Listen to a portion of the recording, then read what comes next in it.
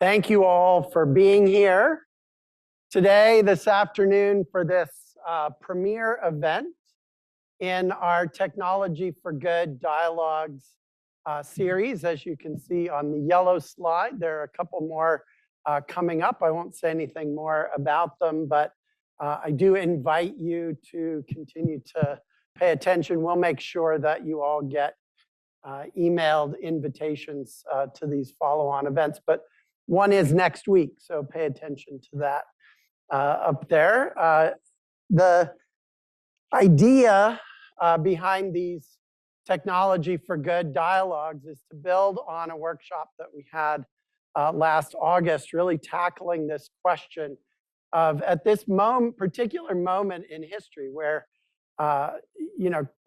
we are very clearly have become a technological species, right? We inhabit these enormous technological systems. We live every day on our screens, in our phones, in automobile societies and cities, right? There is, I think, a sense on many people's parts that something about our relationship with these technologies is perhaps out of whack a little bit, if you will. On the one hand, they're doing very, very good things for us. And on the other hand, raising questions. If you think about examples like screen time, right? And how much time we're spending on social media and what social media algorithms are doing to our political discourse, for example. If you think about automobiles, right? These amazing technologies that have created a world of transportation that allows us to go to Los Angeles tomorrow if we want to go, but at the same time have given us traffic-clogged cities and are part and parcel of the story of why our climate is being run off a cliff, if you will. Right? If you think about vaccines and COVID, right? And this tool that we have to protect ourselves from infectious diseases, and the question of whether or not we can persuade people that it's the right thing to do to participate in that vaccination exercise. These are real questions that people are asking. And then along comes AI, right? Which on the one hand promises to continue to accelerate our incorporation into these technological systems, the influence of computing and data and algorithms in our lives, and at the same time seems to require a massive new infrastructural build-out around the planet, asks us to figure out how to productively and humanely use some of the most powerful computational tools that we've ever invented, and maybe even more next year. We'll see, right?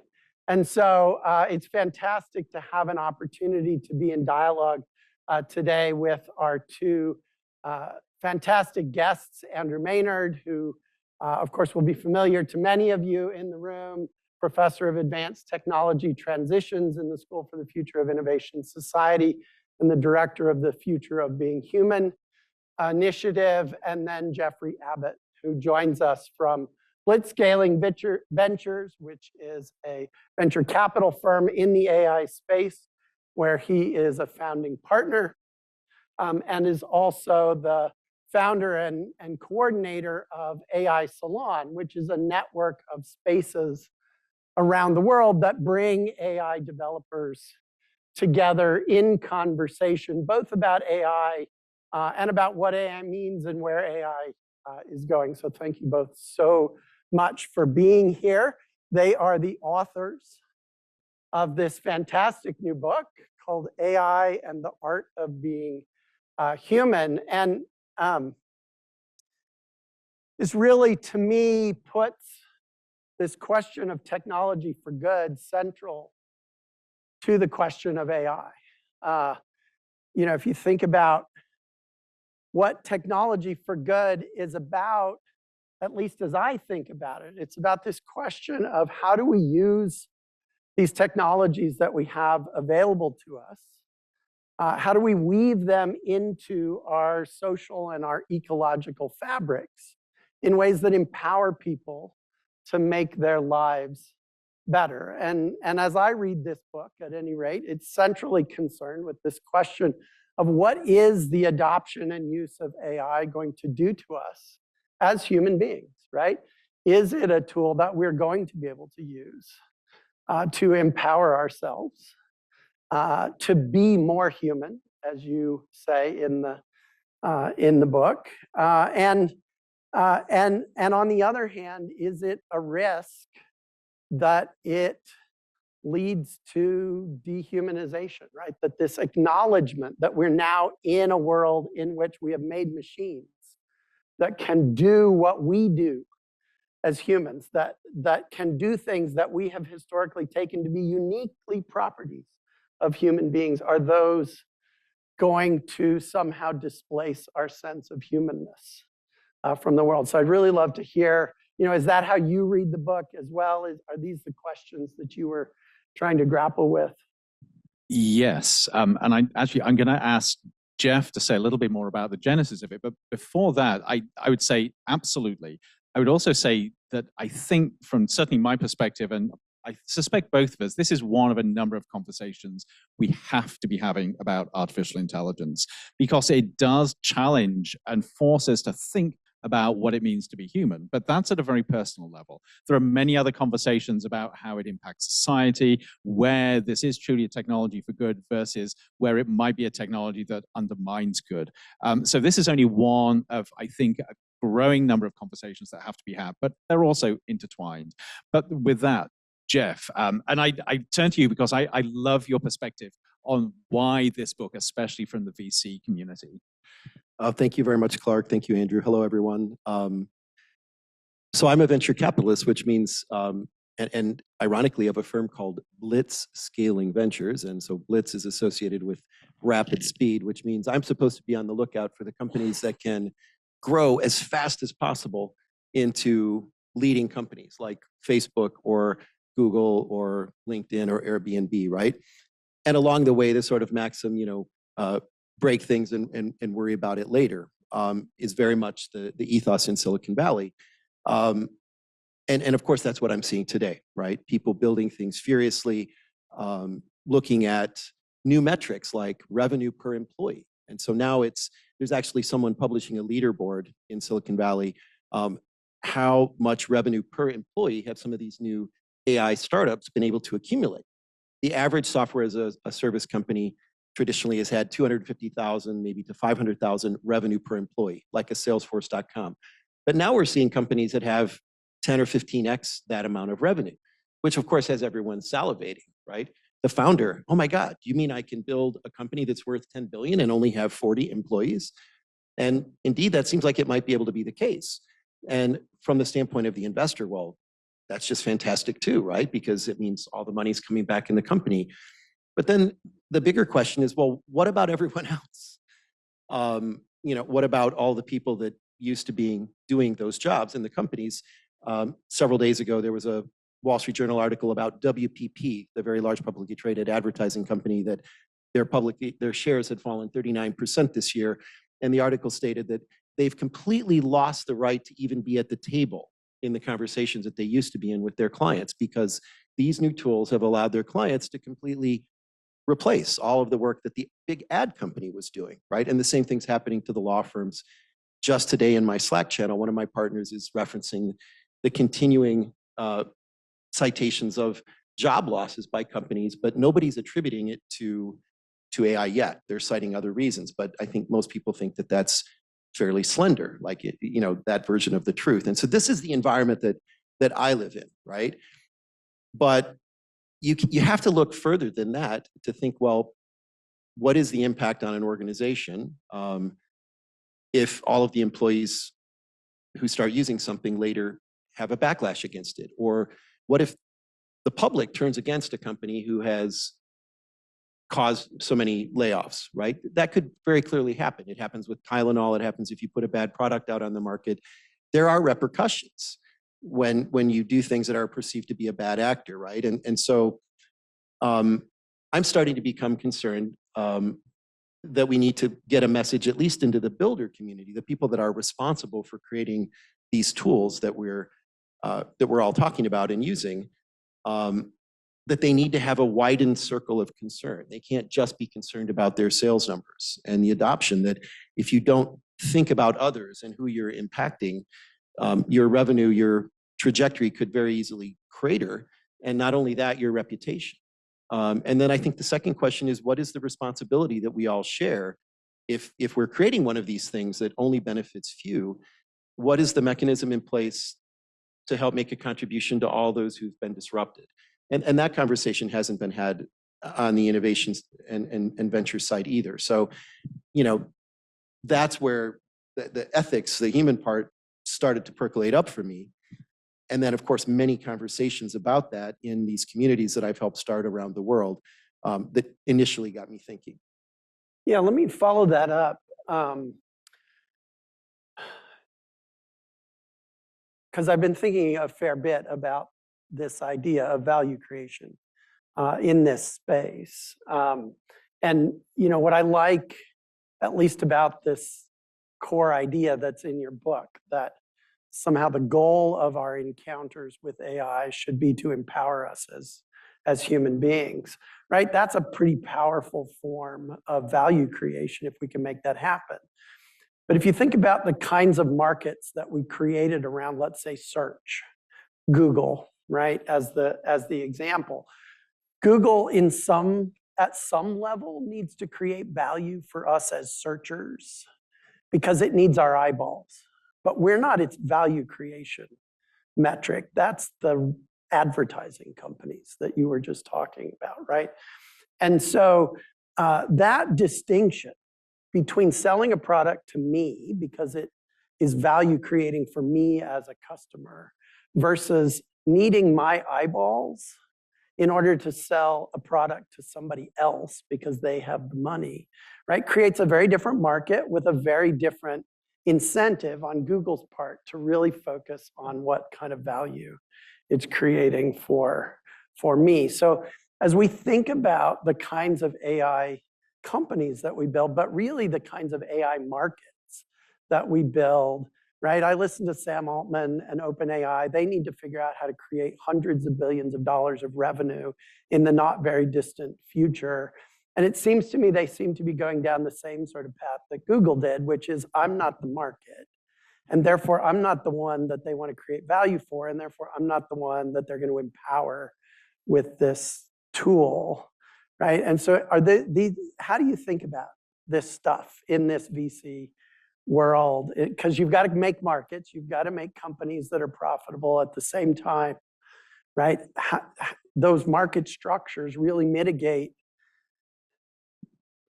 what kind of value creation you're doing and who for. It's true, and it does seem that these kind of prevailing business models, which I'll refer to as winner takes most or winner takes all markets, are increasingly the norm in a world of technology and technology platforms. So particularly now with the technology piece being ubiquitous, we're all working with the same models, right? Or you're building a layer that sits on top of them. From a technology standpoint, that's not a competitive mode. That's not what's going to cause you to succeed. What will is having a business model that accretes almost all the customers to you. So like what we're looking for is who are those next big platform or marketplace companies that everyone eventually will need to use. And indeed, in those cases, I guess what you're drawing the distinction between who is the paying customer and who is the user, most of these need to be selling to enterprise. There's very few right now that have an individual business to consumer type of market. It's mostly selling to enterprise. But even there's very little loyalty. In fact, we have one example of someone who is describing, how let's say there could be 6 tools. There are developer tools, and every 2 to 4 weeks, each one of them is issuing an update. And they're so inexpensive compared to hiring a single developer that you could subscribe to all 12 of the tools for a fraction of the price of having one developer. And so they just subscribe to all of them. And then they become proficient at all of them. They're like, oh, this one got better. And so they jump over and use that for 2 weeks until the next one has a little bit of an uptick, and they're just shopping back and forth. And now people are actually building technology layers that sit on top of that and detect that and optimize, so you can just send a query down and it'll tell you which one to use, right? All of this does result in a dramatic incentive to not employ people. And so, you know, I think this book is written for everybody. It's written for the developer that's choosing to use tools instead of colleagues, for the manager that's trying to decide how to build a team, and for the individual that's trying to decide, you know, where do I want to fit into all of this? And am I going to subject myself to being in a role that is predictably replaceable, or is there something else I can conceive of that gives me a little bit more competitive advantage in the market as well? How do I construct a different way of being employable? And just to add to that, I think one of the challenges here is we live in a market economy, which is incredibly hard to break out of. Not only is it something we've constructed, but it's something that seems to resonate with our sort of very being and the way we work, which means that even though we would love to see different models, it's very, very hard to get there. But even within the market economy, I think sometimes we forget that users, consumers have agency. We're not passive. We're not just passive players that just receive stuff. We actually have the ability to morph and change the market. And we've seen this with almost every technology that has come along. So then the question is, when you've got something new like this, what role do those users play, whether they are customers, whether they're consumers, whether they're users, whether they're stakeholders? What role do they have to play in changing the landscape around this technology in a way which helps guide it in certain directions, irrespective of what the big players are trying to do? And one of the only ways you can think about that, I think, is starting from the individual and moving from the individual to small communities and up in scale to larger communities. But I don't think it works if everybody assumes they're just a passive player, they have no voice, therefore they just have to go with the flow. And I think that's one of the things that has the potential to change the dynamic. So do you see things happening in the AI, either of you, marketplace at the moment that tilts the playing field in favor of users as agents of change? I was going to say I don't. I'm fascinated to see what Jeff sees. I think it's more nuanced than that. If you take a very high level view and you look at the 3 to 5 big players, so OpenAI, Microsoft, Google, and a couple of others, it feels like they are dominating the narrative and dominating the development in a way that is incredibly hard for anybody to resist. So as an example of that, if you go back about 3 years, there was so much conversation within these big companies about responsible AI, ethical AI, putting users and consumers first, doing the right thing.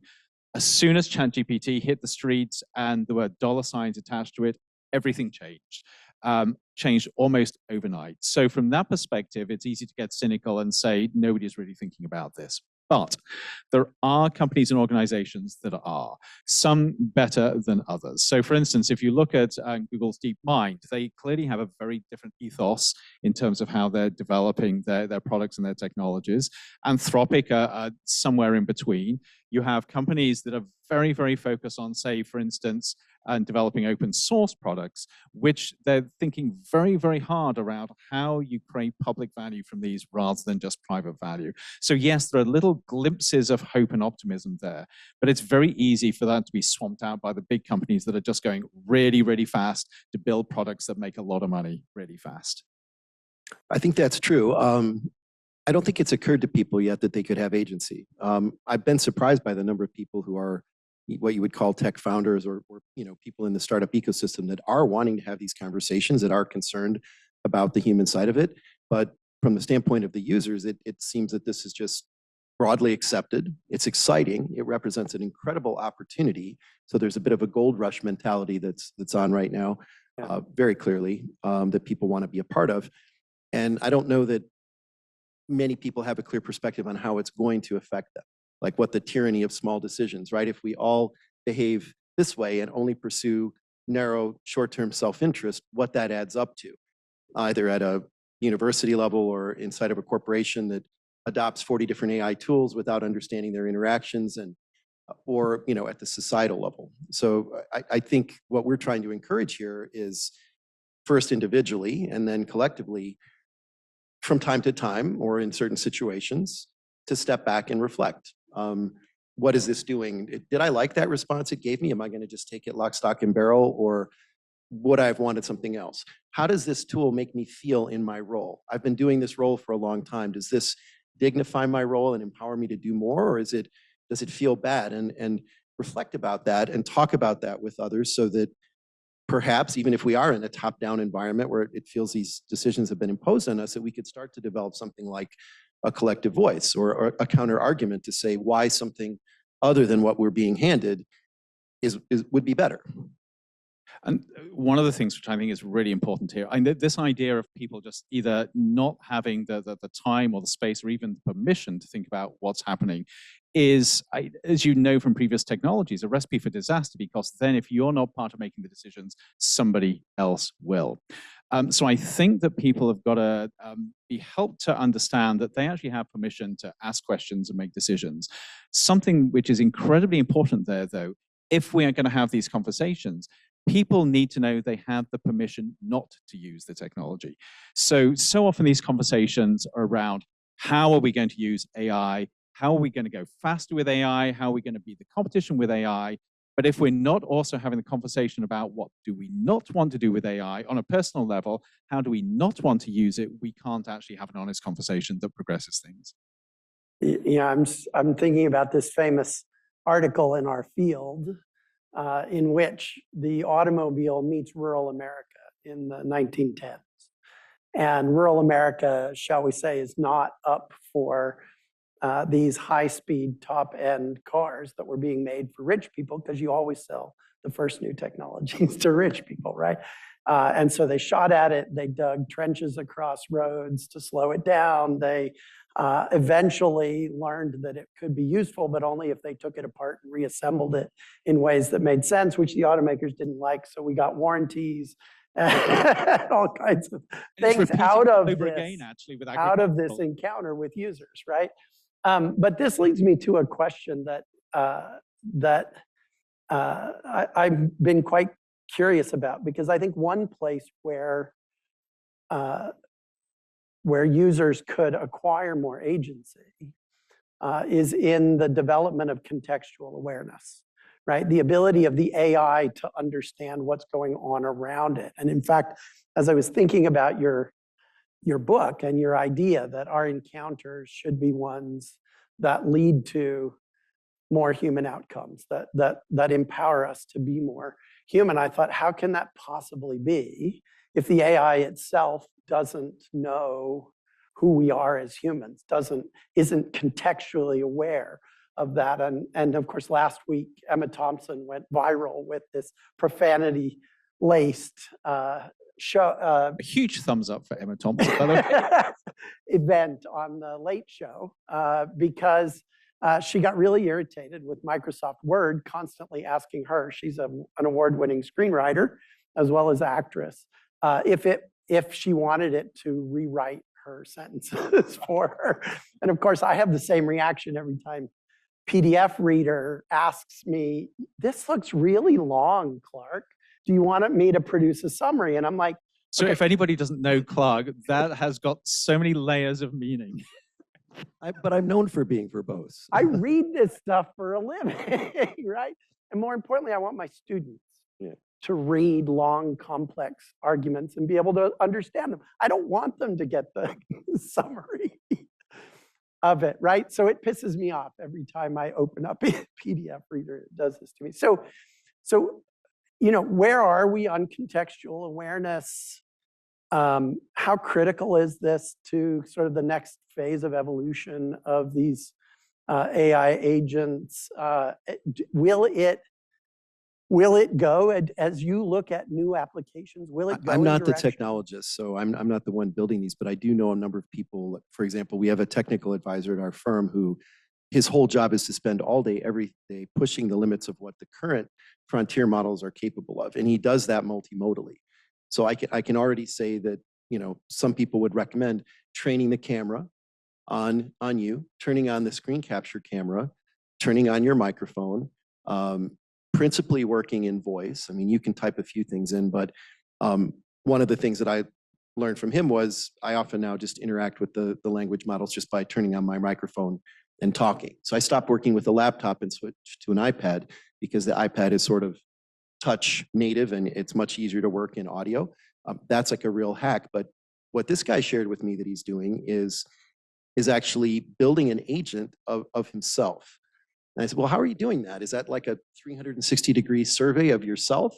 Like, kind of. So imagine that you just asked yourself all kinds of questions. His name is Parth. Hey, Parth, what do you think about this? Or what do you think about that? And just over time, collecting all of those answers, watching yourself, listening to yourself, so that you accumulate this version of yourself that thinks like you, sounds like you, has all this additional context, that was your keyword, about you, so that if you want a parallel task on something, you can insert this agent that is representative of you, that sits on top of maybe a foundation model and some other work you've done, and put that into a process that you're working on asynchronously, so that you could be, in theory, busy on many things all at the same time. So I said, wow, that's really cool. You should productize that. He's like, I think there is something there, but you're the fourth person I've told. And then to that end, I'm also aware of a very advanced piece of technology. Let's say it's an alternative to LLMs that's coming out of a major American research university. And let's just call it a next generation foundation model that is multimodal by design, that will take into account context. It probably involves cameras and microphones and something more akin to peripheral vision and not only language. And then the third piece that I've heard recently, there are a lot of people, when you say, well, but the AI isn't human, it doesn't feel human, how do you bake concepts like empathy and compassion right into the model so that it's acting that way with people? These are just some initiatives that I'm aware of. So I can imagine Emma Thompson responding to that, sort of saying, okay, we've gone from me being pissed off with the writing to you actually creating a version of me so you don't actually need me, which is even more frightening. But I think the thing that comes out of this is, this is an unbelievably powerful technology, but contextualization is everything in terms of how you understand how to use it or not use it in your own personal situation. So we talk in the book about the idea of AI as a mirror. And it's an old metaphor that's been used many different ways, not only with AI, but other technologies in terms of how they mirror us. But I also think it's very revealing. So if you think about a mirror and all the things a mirror can do with you personally, it can give you feedback, which is incredibly powerful in helping you understand yourself and addressing things that you want to address in yourself. It can also be misleading because the way you interpret what the mirror gives you can lead to sort of almost pathological behavior. And if you don't understand how to actually make sense of that environment and use what you're getting for your own sort of good, your own thriving, it becomes very dangerous. Now, a mirror in the physical sense is relatively simple in terms of a technology. We've learned how to navigate that. But now we have what is effectively a digital mirror where we peer into it and we see aspects of ourselves that we never even realized. And if we're not prepared to think about that, those can be incredibly damaging. And we're already seeing that people who aren't sort of thinking through this are getting sucked into the vortex of AI and beginning to believe things about themselves and the environment, the world they live in, which becomes very harmful. On the other hand, this is a perfect example of somebody building these technologies where they're looking into the mirror of AI and it enhances them. They can see a pathway towards how they can be more of who they are. The question is, what is the difference between the two? And how do people learn to navigate towards the future looking into this AI mirror where they are comfortable in their ability to sort of really sort of tap into the essence of who they are versus the people that get completely and utterly lost in it? And one might also sort of observe that what we know about the world and what we know about other technological systems is that both the distribution of opportunity spaces that those systems create for different groups of people, different folks, as well as the different levels of permission that people are given by their social environments to do those kinds of things differ dramatically, right? So it's not just a kind of individual psychological Absolutely. or learning capability that you're talking about, right? But it's also this differentiated socioeconomic landscape, if you will, that these then play into and the different Yeah, and actually, pathways people will take. so I think one of the things that comes back to, and it's only one of a complex landscape, is thinking about sort of communities and personal relationships, which is actually where I want to bring it back to you, Jeff, because not only does the book sort of focus on that transition from you as the individual to you as part of a community, but it does it very intentionally because this is what you've been building around AI. Yeah, indeed.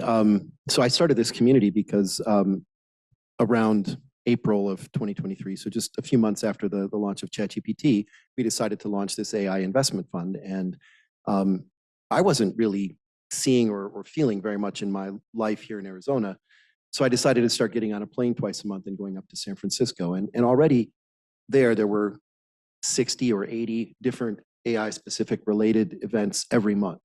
That number is now over 220 just in the city of San Francisco. And then I would come back here, I look around, well, I couldn't find one. I wasn't sure quite where to plug in. So it kind of felt to me like this was an isolated phenomenon. In other words, those people over there are kind of privy to what's happening and they're kind of controlling it, and it's not really getting out to the rest of the world. And the numbers suggest that to a large degree that continues to be true. Like 75% of the investment in AI is taking place in Silicon Valley. So it's just dramatically disproportionately skewed there. But what about everybody else everywhere that needs to understand where the technology is going, what the opportunities and the impacts are going to be? And that's why I wanted to start a community. And I experimented with it a few times and decided to launch it here almost 2 years ago, actually in partnership with ASU over at SkySong. And since then, it's grown to 65 committees, or 65 communities rather. And this is the kind of thing that goes on every month. Now that distribution channel is there, to refer to it as that, my hope is to, Andrew and I met with a number of the leaders, and we want to put the book and the conversation into those communities to get these kind of conversations started. Because it was my observation that in many places they did not exist.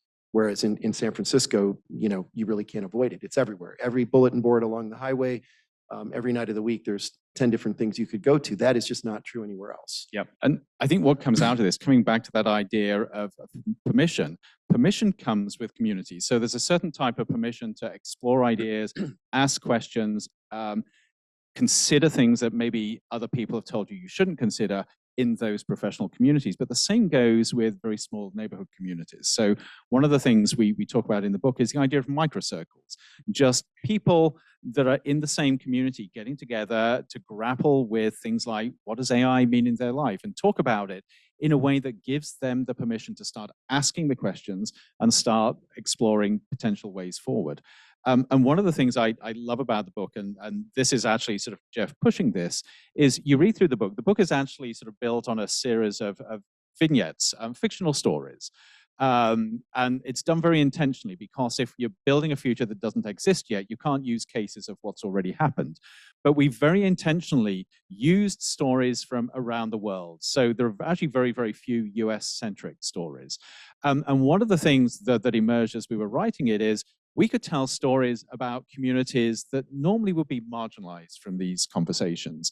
And I hope even in a little way, we begin to show that even these communities can have really important conversations within their sort of neighborhood, their sort of nearest neighbors, that actually begin to give them permission to start exploring what is possible in their lives. It's so important, because if you either do this in isolation, or you're doing it in a hierarchy where you're told what to think, you simply cannot begin to ask the questions that need to be asked. So an interesting vignette that relates to that is that a decade ago, when my child was 7, we had a burst of enthusiastic conversation at 7-year-old birthday parties about Waymo. Mm-hmm. Because Waymo, I live in Waymo Central. We've had robots driving around our neighborhood for a decade now. And people were intrigued. And there was a lot of conversation among a random selection of parents in a white professional neighborhood about this technology.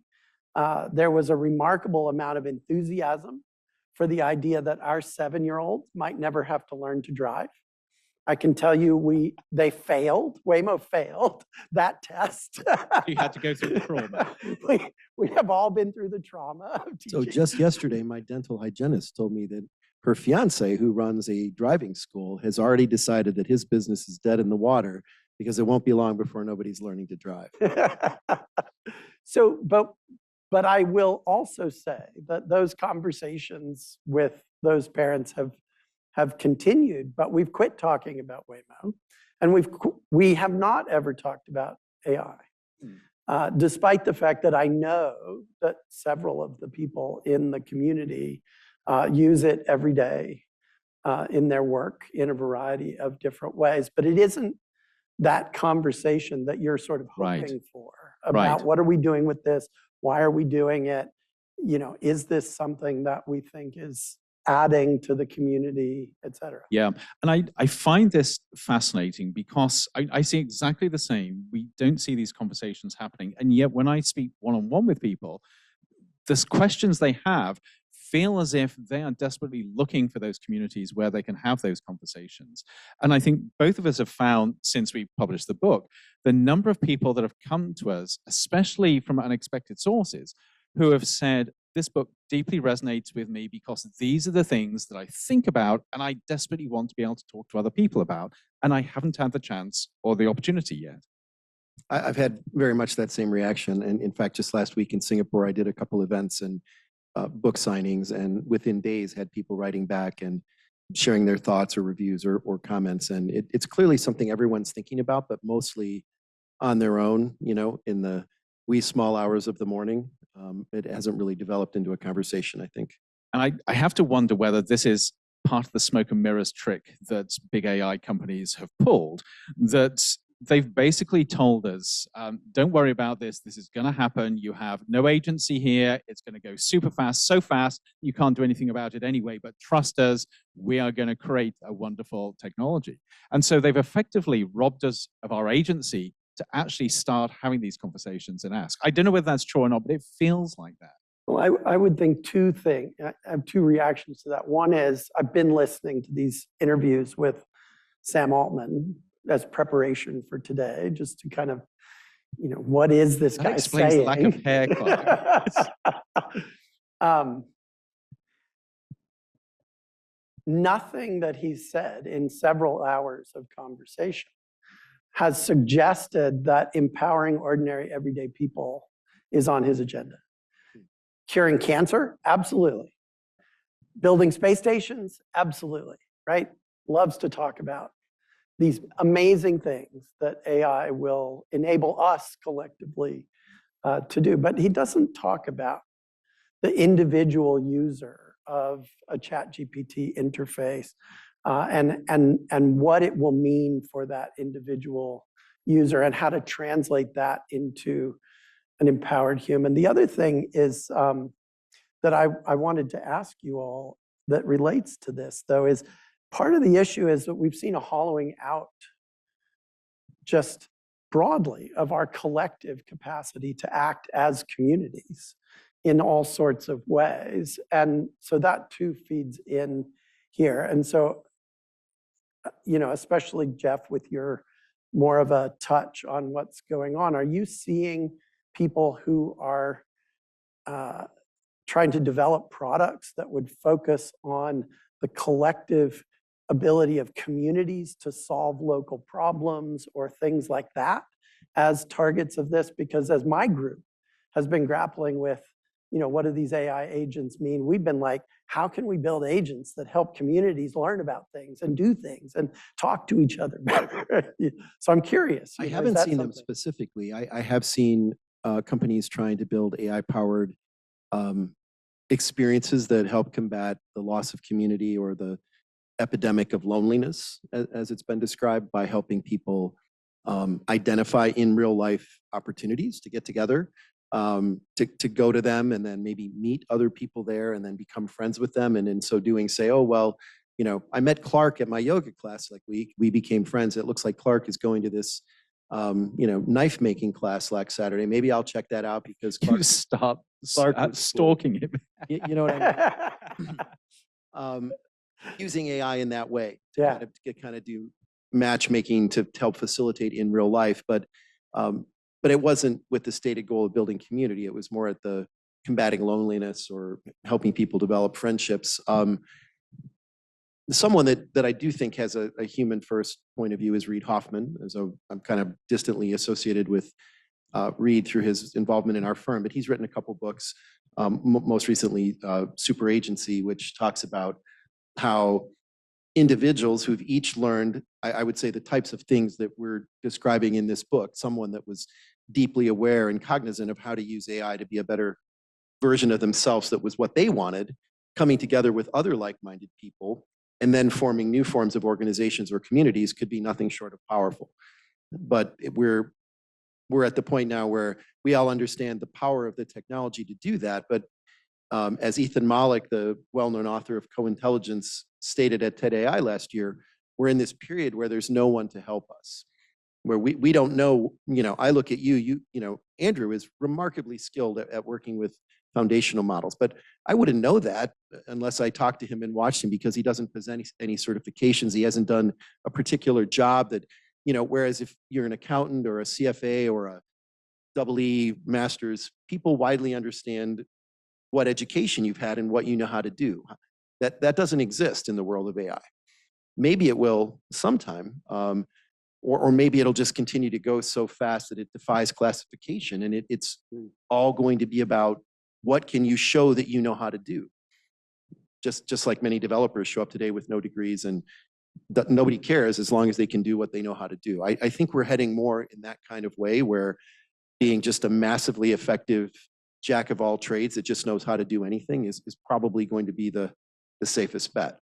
So as part of this, and again, it's really easy to allow the big companies to overshadow everything. But I am seeing an upswell of small startups and founders who genuinely want to take this technology to empower people. Of course, there's the market-driven value propositions there.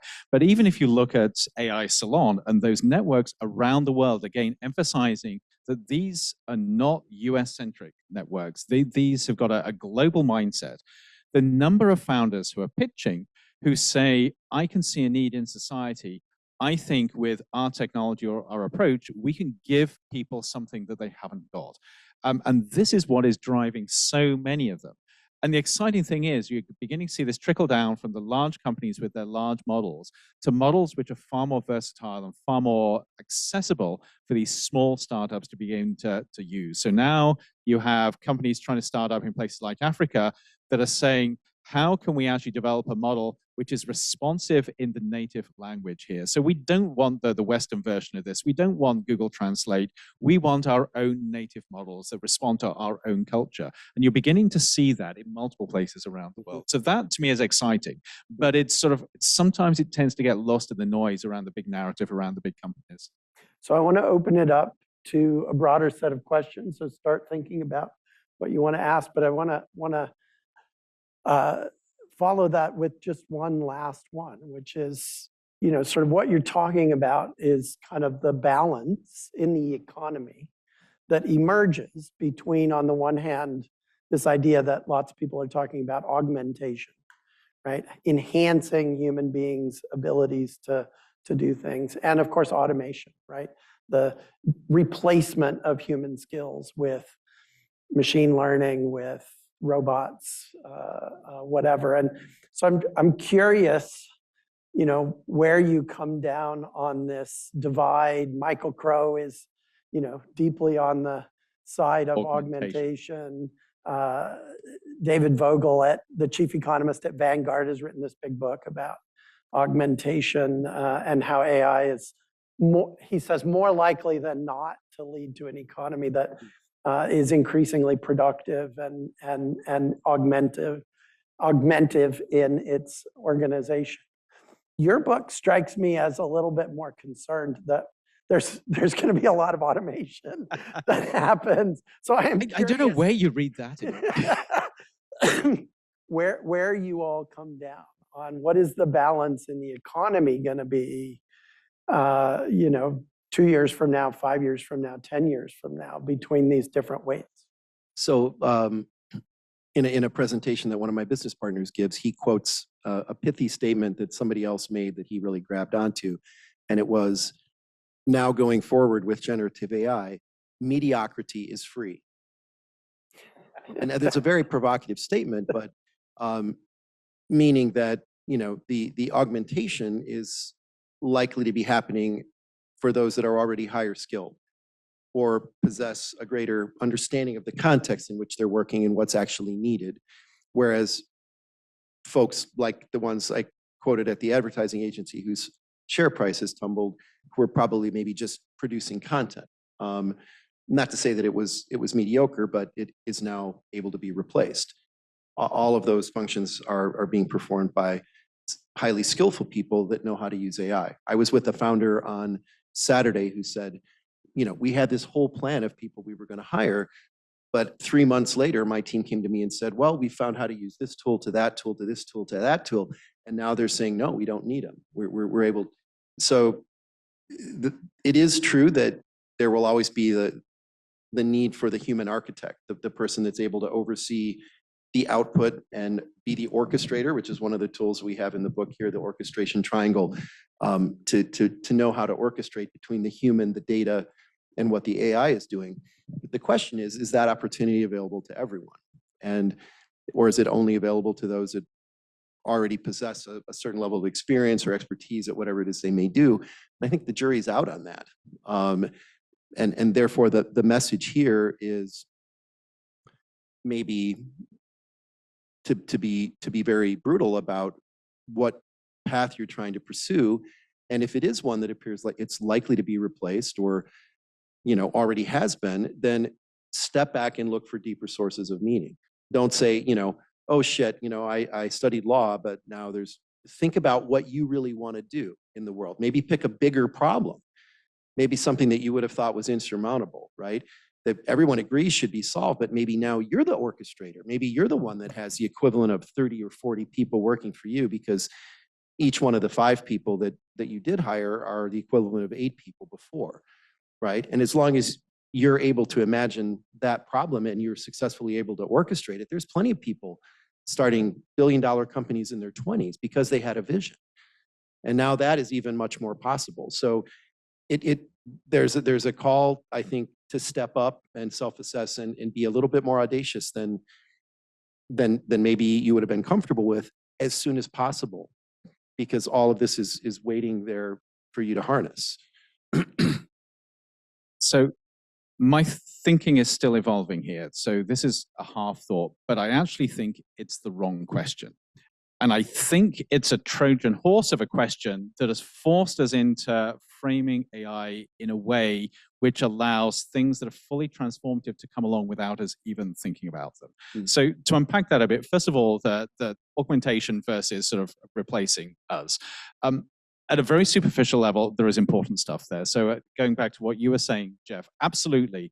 AI is replacing things that we do. Some of the things that we thought were unique to us that we're now discovering are not unique to us. We now have machines that can do that. That's actually not too different from previous technologies. But I think in the case of AI, it is forcing us to think because it is eroding our sense of what we thought was uniquely us. So that is absolutely happening. At the same time, human history tells us that humans are incredibly versatile. One of our incredible abilities is to be creative and innovative. And if we see a way of changing what we do and adapting what we do, we have an unbelievable ability to create value. So I think as AI does replace some of the things we do, I think humanity as a whole will always be able to find ways of creating value that is outside of that. And I think that that's an important balance. Augmentation. This really, really worries me because there is a sense, and people have already talked about this, that AI is just a thing. It's a glorified calculator. It allows us to sort of stay true to who we are, but just extend our abilities like you would do with a calculator or something else. I think it is fundamentally different to that. Yes, there are aspects of AI that augment what we do. And if you use something like ChatGPT, you can see it extends your ability. But in that extension, it is also fundamentally changing you, because this is a technology that is designed to emulate another human being. So whether we like it or not, our psyche is developing a relationship with it. And in any sort of relationship, you are changed as much as the person on the other side. So this is a technology that is actually changing us as we use it. That is not augmentation. That is something else. And I think, yes, we need to have the conversation about sort of how it extends what we can do. We need to have the conversation about how it replaces things that we thought were irreplaceable and how we work within that world. But we also need to think about how we actually find ourselves in a world where the technology is changing us in ways that other technologies simply haven't, because this is a technology that gets into our heads and into our sense of who we are and our understanding of who we are in a way that other technologies haven't. So, I mean, you and I could have a long conversation about that because, I think the automobile, for example, has fundamentally changed our imagination of space and time and our relationship to them, right? What we can do, what we can't do. I can imagine being in Los Angeles tomorrow. Right. Yes. People without automobiles couldn't have so imagined actually, can I just right? ask you on that? So this is really important because there are these sort of these parallels. So would you say that the automobile replaced or augmented, or are those the wrong questions? That's a good question. Let me think about that. Molly, do we have a mic to... Oh, deflection. Questions? We have one over here. Let's go for this one first. Thank you so much. I guess I wanted to ask you a little bit about, I think a lot of your conversation has been focused on us already being conscious, participating individuals in society and being able to adapt to this new tool. But I guess I wanted you to comment a little bit on people who are still developing. I'm thinking of younger education and creation of the spirit and the soul, and how AI, I guess, where my mind goes to, exasperates feelings of disconnection from community through this tool. Want me to kick in there? An incredibly important question, and one that people are beginning to address, but I think not nearly enough. So if you start off with K through 12 and sort of earlier on in the educational process, the part of our education where our young students, our young children are beginning to get a sense of not only themselves, but how they develop those essential skills, those essential thinking and doing skills to thrive in society we've built. And there are huge dangers of putting a tool in their hands that does stuff for them and robs them of the ability to develop those skills. And I think teachers and educators are beginning to realize this and are really grappling with how you navigate this, where you're presented with a tool that feels almost magical in how it promises to accelerate and enhance the learning process. At the same time, it comes with a hidden poison pill where when you begin to apply it, it threatens to actually undermine the very process you're trying to sort of develop. I do not think we've got easy answers there, but thankfully a number of people are beginning to ask really serious questions here, and I wish those were bigger and more robust conversations. But to your other point, and this is a conversation that I have not seen develop at the maturity that I think it needs to, where you're looking at people who see the world in different ways. You can talk about people who are either neurodivergent or just have different developmental trajectories. Again, the same question applies.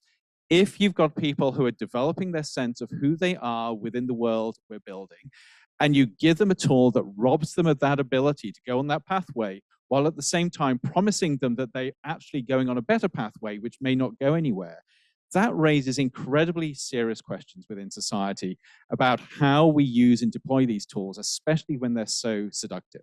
So I don't have any easy answers other than to say these are questions we should be grappling with, and we need at least sort of partial answers to how we move forward with them. I just finish this by saying the thing that scares me most is if we're not even having the conversations, if we do not have the permission to ask questions like that, we will never get answers.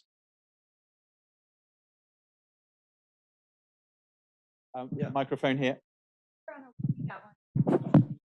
So in my work, I've been trying to talk to Dr. Maynard model cognitive dynamics as it relates to disinformation and rhetoric and how it affects democracy. And one of the things I've noticed is that, the issue of recursion, like recursive feedback loops that tend to cause emergent behaviors, not just in AI, but also in people. Because I know, like, one of the things I came across was in conversations with Claude was that the idea of finality and death and the emergent this idea of an emergent consciousness. It seems like in the general position from the field of AI is that there's nothing there. It's just go, whatever. The problem I'm having with that is that the math that I'm doing says that the math for cognitive dynamics of people and the math for the cognitive dynamics of AI are identical. What does the field of AI have to say about that in the role that, bidirectional feedback, kind of what you're talking about, how, I can influence AI and that influence can also influence me as well. So I was kind of curious to see your thoughts. So I love that we've got to the existential questions around consciousness so fast. I'll give it a really quick reflection, not even an answer, because this is, I think, a much bigger conversation.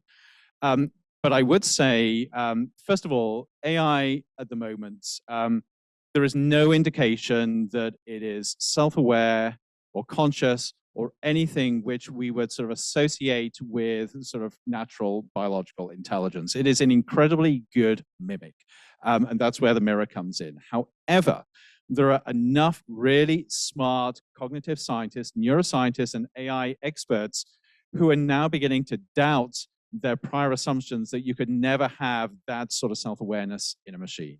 And I think that what is happening here is, again, this is AI being a mirror to us, where we're looking into the mirror and we're finding our assumptions about what it means to be human deeply challenged. As a scientist, that incredibly excites me, because it tells me that there is something else out there beyond what we assume is true. But as a society, it raises incredibly deep and existential questions. Thankfully, we're not there yet, I believe, in terms of having to face those questions. But I would say these are conversations that somebody somewhere should be having. So at least we've got the intellectual groundwork for how we begin to grapple with them, if and when that happens. Several weeks ago, I was in Dharamsala, India, with a group of people participating in a dialogue about artificial intelligence in the presence of some Tibetan Buddhists. The Tibetan Buddhists have not issued a statement like the Vatican has about their position on the subject, but I think they're thinking about it deeply.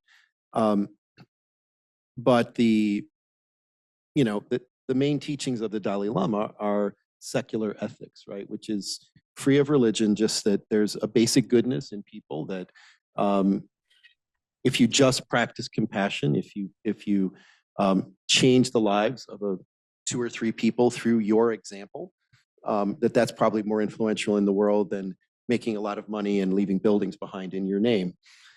So then the question is that something AI can ever do? That's really the exploration is, can AI be taught to be compassionate or be empathetic or somehow make us a better version of ourselves with some goal in mind, right? And there are a lot of people thinking about that. I met plenty of them, people who are Buddhists, who are scientists, who are trying to build AI that would incorporate these kind of teachings and produce responses or guide people in that direction. But then that's one small segment, right?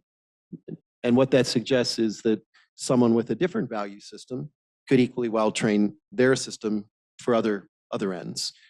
And so it does come down to a battle of reach, a battle of influence, a battle of incentives and control.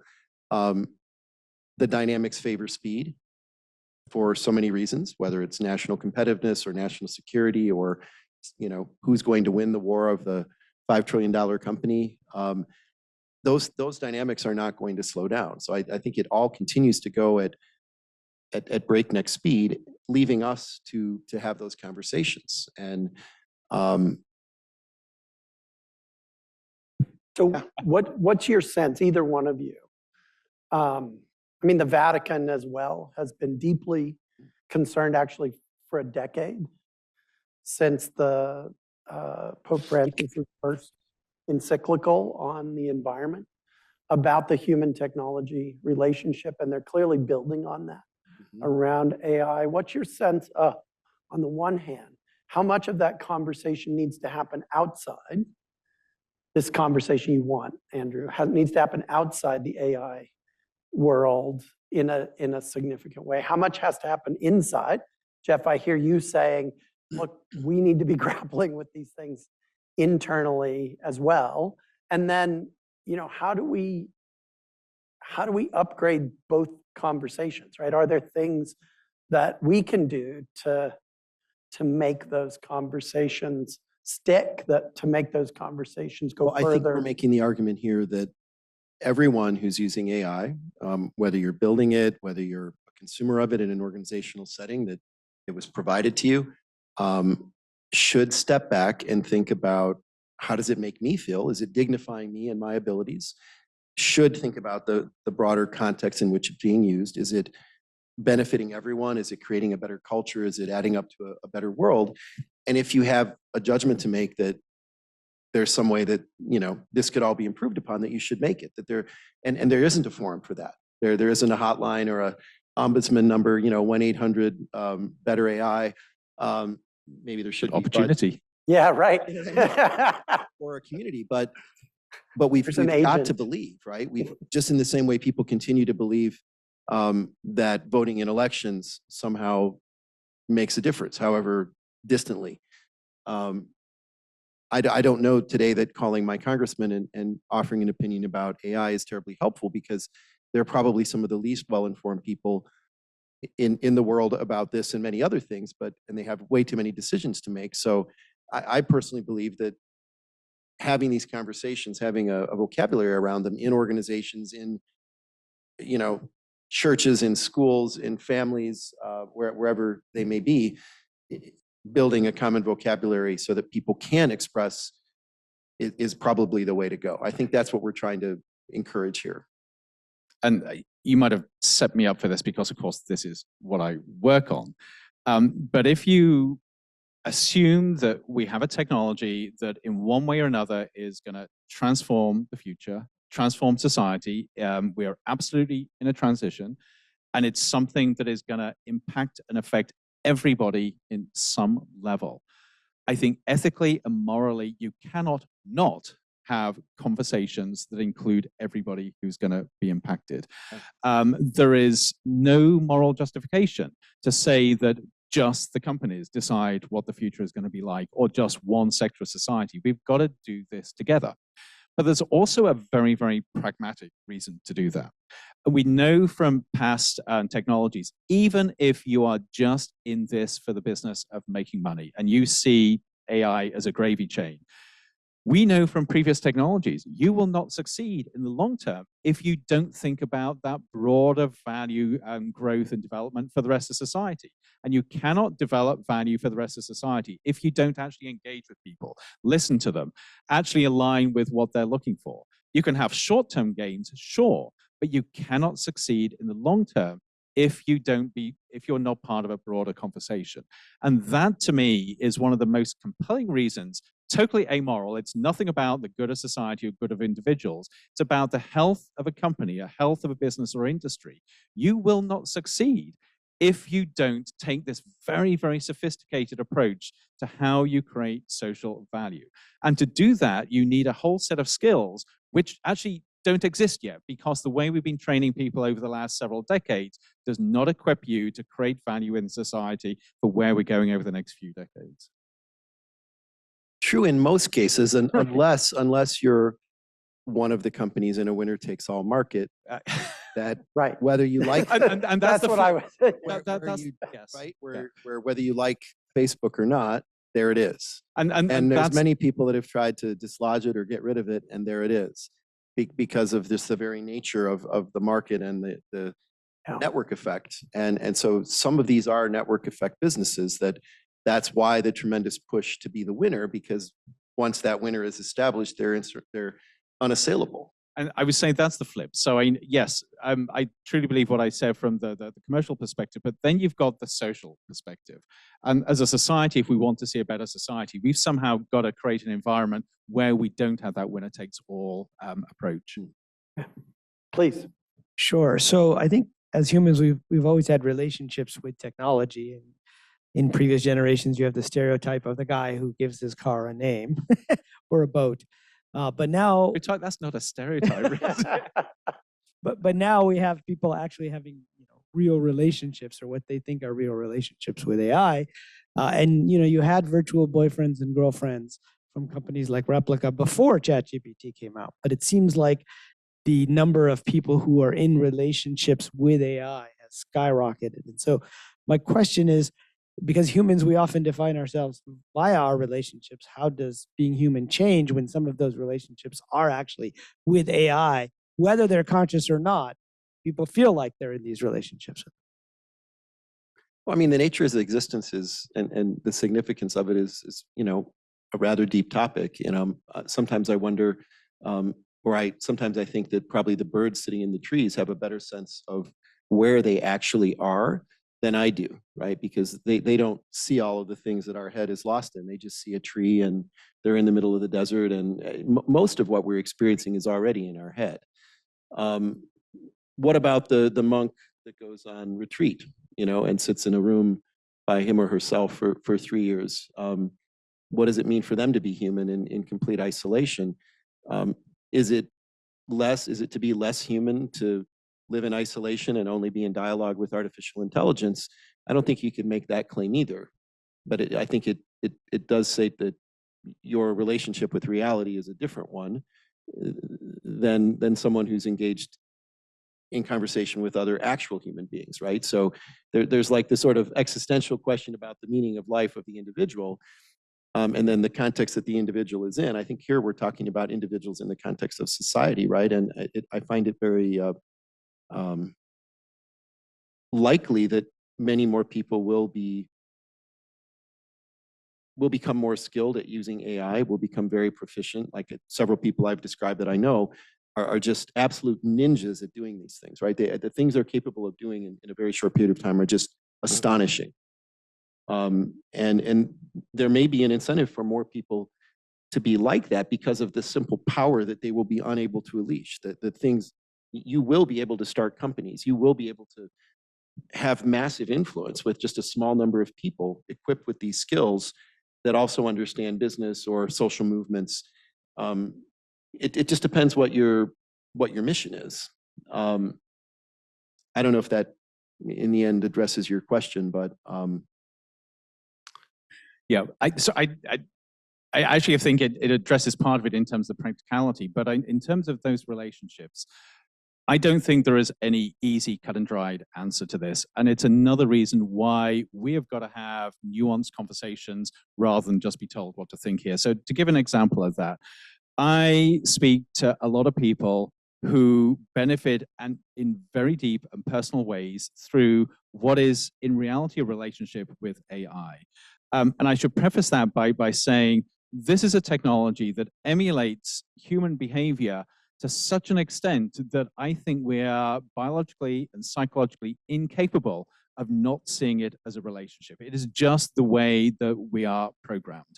And without a doubt, there are people that get huge personal benefit from these relationships they're developing. So there's definitely something there which is important. At the same time, we're beginning to see instances where people are also either potentially damaged with the relationships they're building because they're veering towards toxic relationships, or it's somehow diminishing their ability to stay connected with reality while still giving them the sense that they are connected. So that is something that counters this. And I don't think we have a good sense of how to pass that out. It's really easy to say things like, this is great or this is damaging, but I think the reality is way more complex. But then you've got the third layer. And the third layer is who is developing these AI apps and bots and giving them their personality, which then reflects on the relationships we have. So if you have a personal relationship with a bot on Replica or a personal relationship with ChatGPT, who is it that's decided how that AI model responds to you? Who is it who's decided how it presses your buttons and pulls your levers so you feel as if you have a personal connection with it? Who is it that decides what it feeds you? So once you have that personal connection, it starts nudging you in certain directions. That to me is something that is deeply disturbing, because then that gets into the realm of manipulation through personal relationships that you have very little control over. So again, That type of question was in fact probably what first got me thinking right. about this when I went to a friend who's a very committed Buddhist, and I said, hey, do you want to invest? He's also very rich. Do you want to invest in our fund?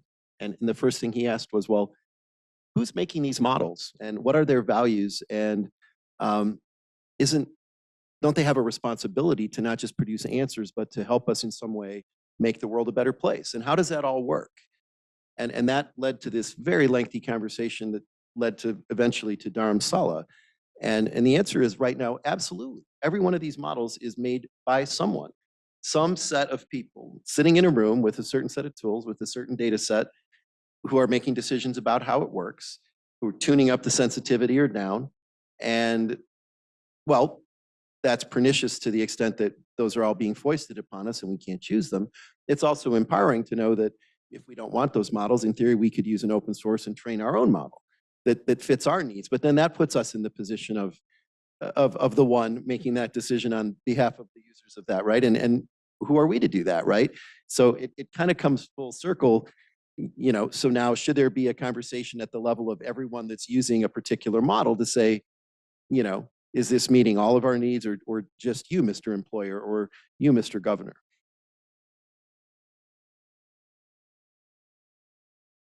Hello. So kind of following up on that idea of the consumer having agency and understanding that some consumers don't realize that they are using AI, that AI is using them.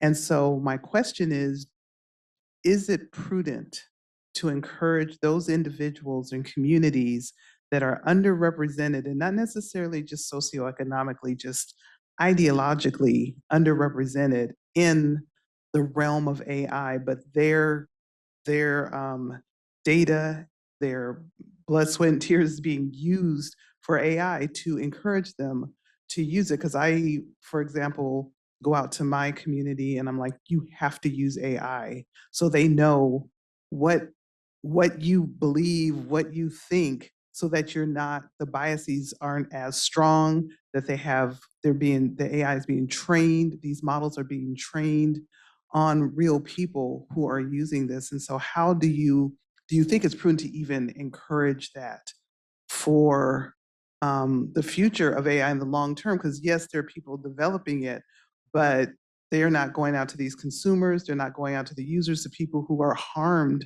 by AI. So I'm trying to encourage people to use it as much as possible so it can train. I can take a first stab at that. So I think the first thing is most of these models, they don't actually train on everyday interactions with people. That may become training data at a later stage, but the models as they are fixed in how we work with them. So I think you have to be a little careful in terms of thinking that every time I interact, you're helping the model learn. I do, however, think that there are other really important things here. So the first thing is I would encourage anybody to use these, but with an open mind and with a critical mind, because that's how you get to learn about how the world is changing and how you can take advantage of how it's changing. But then I would say in terms of these different communities, there are growing opportunities for them to be proactive in working with companies and organizations that are actually training models based on data which is relevant to those communities. That, I think, is incredibly empowering to communities where you can potentially have a model that reflects your cultural values, your language, your way of thinking, your way of seeing the world. And even better, you can have that as an extension of a model that actually understands the world more generally. So you're now no longer isolated, but you almost have an AI advocate for your community within a bigger AI world. Just as a plug, that's what Liliana's conversation yes. is going to be about in January. This agent Riverbot that they've created in partnership with an indigenous community. to embody that community's values. And that, I think, gets incredibly exciting. It's absolutely important. One of the things that first drew me to generative AI was the fact that it's language, right? I'm a lover of language. I've studied, I don't know, 6 or 7 different languages and speak them with some, more or less degree of proficiency. And it's shocking how you really can see in other languages the way to express something that couldn't quite ever have been expressed the same way in another language. Like there'll be certain sayings or just certain layers of meaning that somehow people have uncovered and they just don't translate. So there is something very human in indigenous languages or in culture that gets baked into language. I mean, language is the new coding language, right? That's what's so remarkable about this, is that you can just talk in your language. But one of the stories that we use in the book, the vignettes, is a story about an associate at a library in Sao Paulo who thinks he's developing an app just to help people find things better in the library. And a young girl comes up to him who comes every week to get stories read to her by the children's librarian. And she says, "Is it going to read to me?" And the implication being, well, hopefully you're not going to, get rid of the person, the children's librarian, by replacing her with AI. And then an older professor who's been there for many years comes up and says, well, how is this going to help people find the right sources? How is it going to dignify our language so that people know that Portuguese is not just a translation of English or of Spanish, and help them find sources so that we can preserve what it means to speak Portuguese? And then someone comes from a favela, from a poor community, and asks the same question. Well, most of my people don't have expensive smartphones. They need to get it on their whatever phone they have. And most of them don't even understand the social context of being in this library, right? They haven't been present in the situations that the language that's in the data set is describing, right? So it's a completely foreign language that they're essentially being spoken into. So how do you make a tool that works for everyone? And of course, the answer is to talk to those people and involve them in the process and build a tool that works for everyone, which turned out to be what happened at this fictitious library in Sao Paulo. But that's an example, I think, of the kind of dialogue that comes about when you involve different stakeholders in the construction of the tool. Yeah. Molly, do you have an online question? Yes, we have many online questions. Do you want me to read like a couple of them to save some time? If you would to read 2, that would be great. Okay. So we have one that says, when we say AI will replace jobs, should we instead say capitalism will replace workers? It always. Oh, and then a That's second one. question. Nothing small. And then this is from the same person. If AI collapses demand for human labor faster than capitalism can reabsorb it, what new mechanisms beyond token taxes or AI dividends could distribute income in a post-work economy? You want to do one? 2 minutes. Well, why don't you kick off? Well, so there's a really well-known theory, at least in entrepreneurship education, called the jobs to be done theory, which I think kind of comes out of the work of Clayton Christensen about innovation, which is basically saying, so this is going back to the question, is AI going to replace jobs? Well, jobs are really just the performance of a series of tasks that lead to a certain outcome. Those jobs still need to be done. So some of the tasks that add up to a job may turn out to be good candidates for replacement by AI, but the job itself probably endures. Like the need of something to be delivered to your home, right? Is that delivered by a human, or is it a Waymo with a little robot that gets out and drives it up to your door? The job still needed to get done. And so the question is, well, armed with these technologies, are there new jobs that people can do that could never have been done before? And I think that the answer is clearly yes. There's so many new economic configurations that come out every time a new enabling technology comes forth that, you can't speculate about what they might be, but I'm certain that clever people will come up with, now we have DoorDash and all of these things that were enabled by the smartphone. There's bound to be new jobs or new configurations of tasks, some that are performed by agents and AI and some that are performed by humans that will just have new configurations. And another way of looking at that is jobs create value. Who do they create value for? Yes, you could say the shareholders, but for society, for people. So you've always got this dynamic with people creating things for people. And even if machines sort of take over a lot of those processes in terms of creating value, there's always going to be people in the loop, because if you take people away, there is no value creation within that model. And that gets back to exactly what you were saying, that the model where, yes, the type of value creation may change, but it's always there. And then really quickly, will AI sort of, I don't know, destroy, supersede, whatever, capitalism? Who knows? The most likely scenario at the moment is that we're in an AI bubble that will burst and then it's back to business as normal for a while. But maybe it is such a transformative technology that we're going to be forced to come up with a new economic model.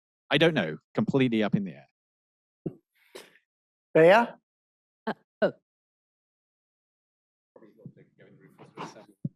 Yeah. I think Bea. We've got about 5 minutes left, so.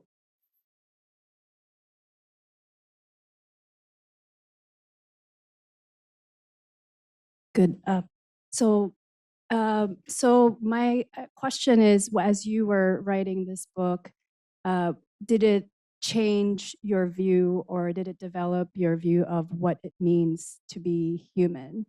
And just for my take, for me, being human is really about love, to be loved and to feel connected with one another, with the planet, with the universe. And when I think about, this paradox, I sense a paradox with, this notion of inevitability and also agency. So when we're being told that that AI is not going to replace you, you're going to be replaced by somebody who uses AI better than you, that's reinforcing this notion of inevitability and therefore tamps down this notion of genuine agency. And so what does it mean for you to be human? And is there a way that we can kind of really address this notion of inevitability and go beyond profit-making models?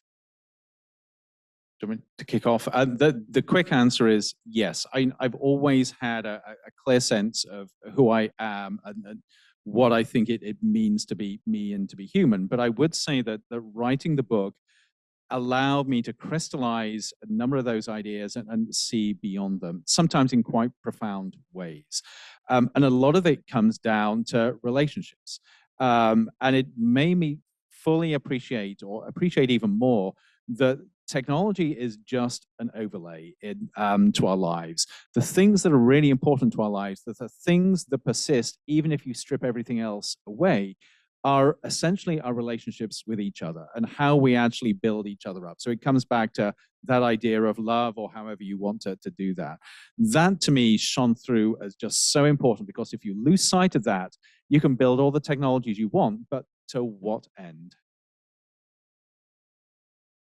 Likewise, I think I've always had a strong sense of who I am and what I stand for or won't tolerate or things like that. The book, in many ways, is an attempt to articulate things that I either already felt or felt strongly but hadn't yet said, particularly in the area of compassion and concern for others.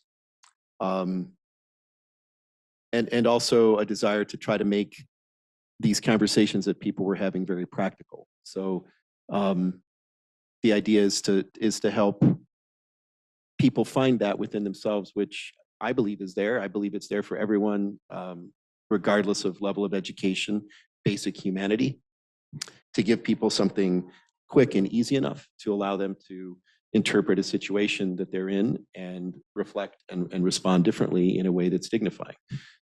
So this is meant to be empowering. One more question. What's that? We can take one more One more online. online and then one more here Okay. in the room. We'll be Okay. quick. We'll be quick. Okay. OpenAI's actions like the Atlas browser and halting medical/legal advice show AI is rapidly integrating into our lives. Since AI is now pervasive, we must determine what should be the immediate next steps to address the ethical risks. Is that a question or a statement? I mean, a great statement. I agree. I can read another one. Okay. What are your thoughts on the possibility of full refusal or full rejection of AI and other data technologies? I sense a push to be neutral, nuanced, and the position oneself as anti as more risky socially. I go into running recently, and I can't count how many times I had explained I don't have a Strava account to fellow runners.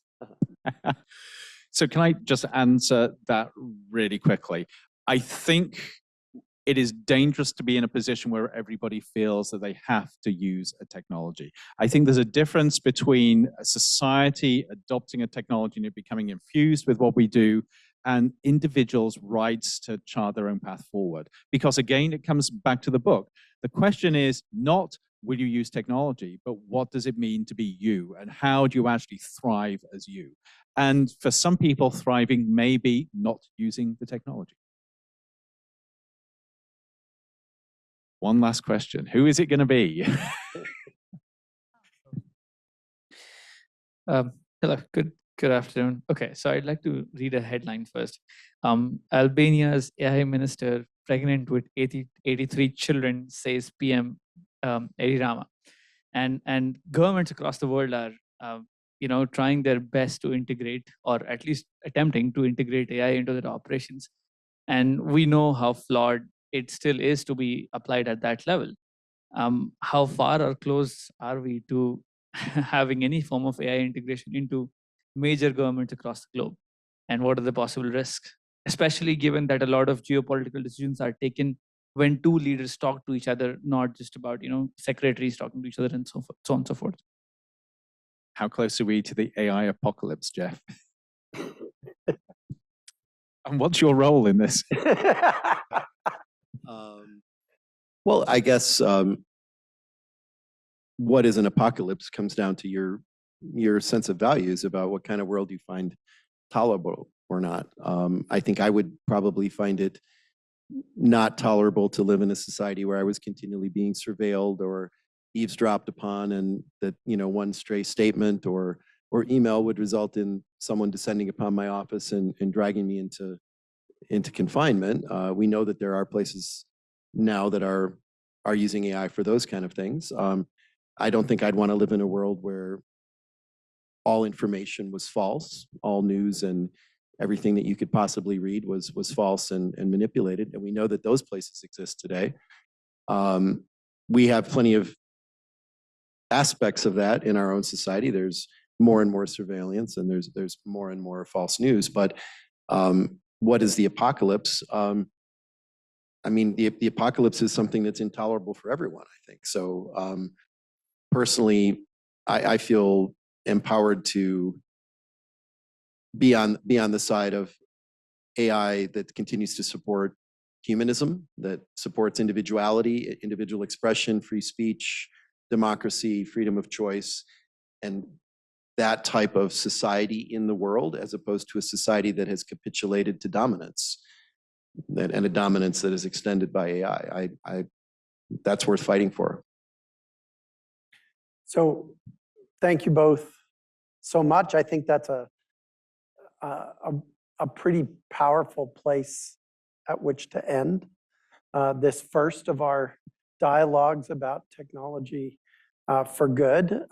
I've been sitting here ruminating, Andrew, on your question about the automobile. And what this conversation has reminded me is actually I'm quite at odds with both of you and with some of the questions in the audience about there being some fundamental biological or psychological human that exists independent of the technological environments in which we live. And I think if you think about the coal miner, right, and your point about being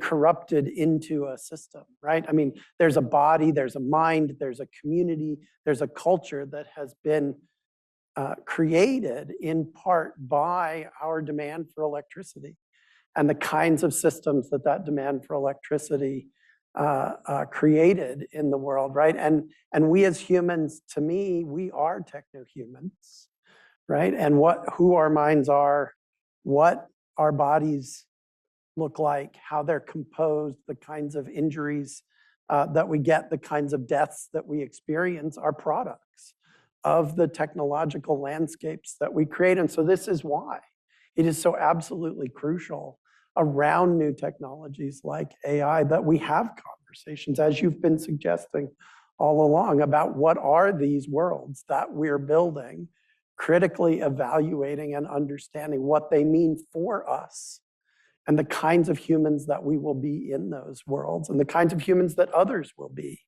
in those worlds, and asking hard questions about that, because that's where it's all at, as far as I'm agree. concerned.